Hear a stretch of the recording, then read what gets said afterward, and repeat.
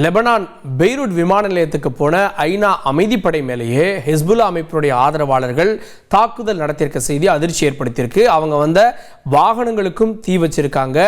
அமைதிப்படையில் இருந்த பலர் காயமும் அடைஞ்சிருக்காங்க. லெபனானுடைய இடைக்கால அதிபர் ஜோசப் ஆவென் இதற்கு கண்டனம் தெரிவிச்சிருக்காரு. கடும் தண்டனை உறுதினு சொல்லியிருக்காரு.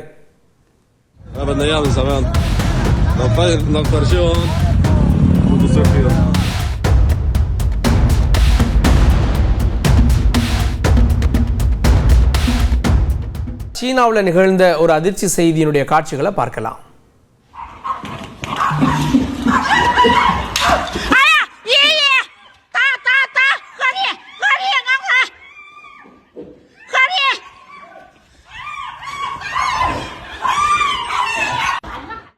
சீனாவுடைய ஹன்ஜோங் அப்படின்ற இடத்துக்கு பக்கத்தில் இருக்கக்கூடிய ஷான்சி பகுதி, இங்கே கிராமத்துக்குள்ளே ஒரு காட்டுப்பண்ணி புகுந்துருச்சு. அந்த காட்டுப்பண்ணி முதியவர் ஒருத்தரை வயசான ஒருத்தரோடு சண்டை போட்டு அவரை கடிச்சு கொதறி இருக்கு. இதுக்கு என்ன காரணம்னு கேட்டால் சூழலியல் மாறுபாடு தான் காரணம். அதனால தான் காட்டுப்பண்ணிகள் ஊருக்குள்ளே வந்து மனுஷங்க மேலே தாக்குதல் நடத்துது அப்படின்னு அங்கே இருக்கக்கூடிய மக்கள் சொல்கிறாங்க. அலாவுதீன் நாட்டை காப்பாற்ற போராடும் சாமானிய இளைஞரின் சுவாரஸ்ய கதை தினமும் இரவு 8 மணிக்கு.